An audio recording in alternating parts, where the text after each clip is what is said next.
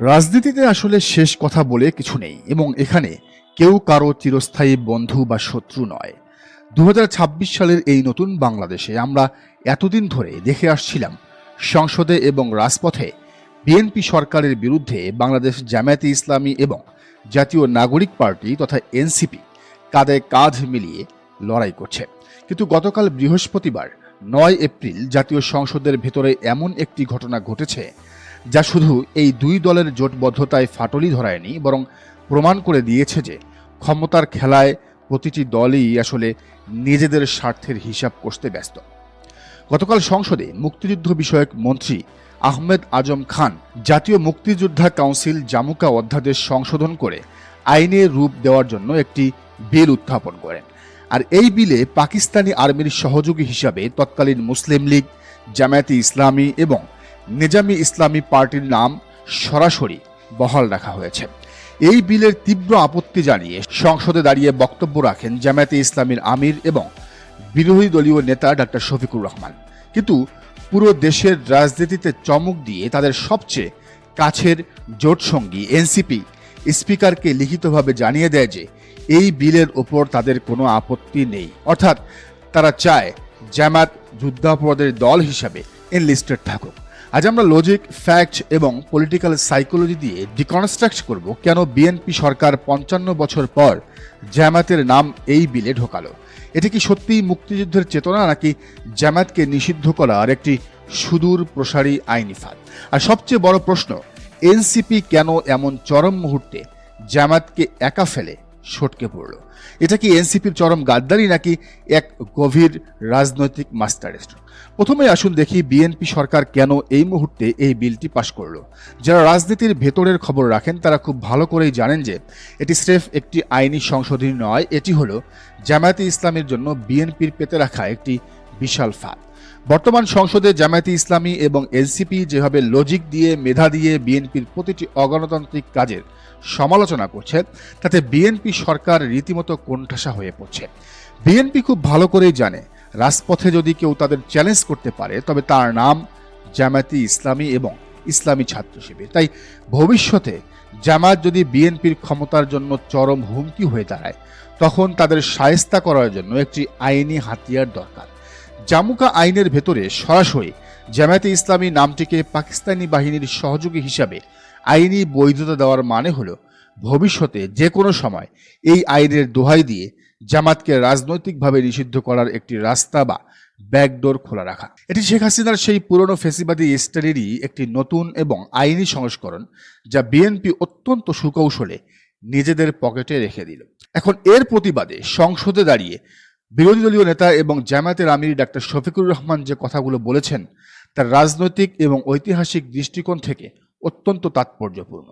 তিনি সরাসরি প্রশ্ন তুলেছেন যে মুক্তিযোদ্ধারা তো জামায়াতে ইসলামী বা মুসলিম লীগের মতো রাজনৈতিক দলের বিরুদ্ধে লড়াই করেনি। মুক্তিযোদ্ধারা লড়াই করেছেন অস্ত্রধারী পাকিস্তানি আর্মি এবং তাদের সহযোগী সশস্ত্র গোষ্ঠী রাজাকার, আলবদল এবং আল শামসের বিরুদ্ধে।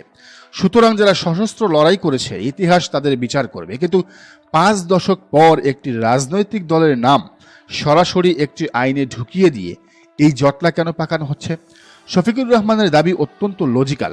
মুক্তিযুদ্ধকে ঢাল হিসেবে ব্যবহার করে রাজনৈতিক ফায়দা লোটার যে নোংরা খেলা পতিত স্বৈরাচার শেখ হাসিনা ১৫ বছর ধরে খেলেছেন, আজ বিএনপি সরকারও হুবহু সেই একই স্ক্রিপ্টে অভিনয় করছে।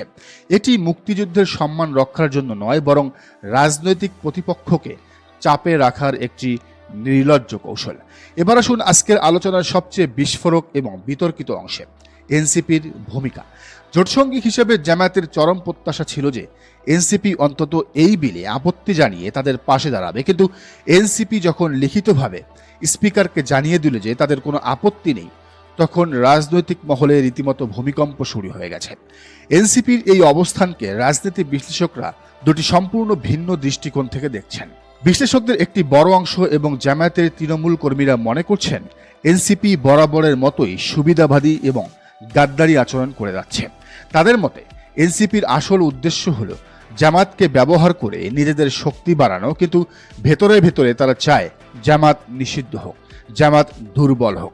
একবার চিন্তা করে দেখুন, যদি জামাত আইনি জটিলতায় পড়ে নিষিদ্ধ হয়ে যায়, তবে দেশের দ্বিতীয় বৃহত্তম রাজনৈতিক শক্তি হিসাবে এনসিপির উত্থান কেউ ঠেকাতে পারবে না। এই পক্ষের দাবি হলো এনসিপি চরম ডাবল স্ট্যান্ডার্ড প্লে করছে।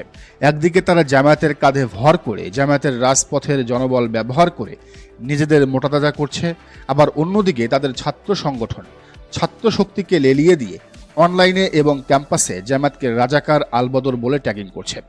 এই গোষ্ঠীর মতে এনসিপিকে জোটে রেখে বড় করা মানে হলো আক্ষরিক অর্থেই দুধ কলা দিয়ে সাপ পোষা, যা সুযোগ পেলেই জামাতকেই ছোবল মারবে।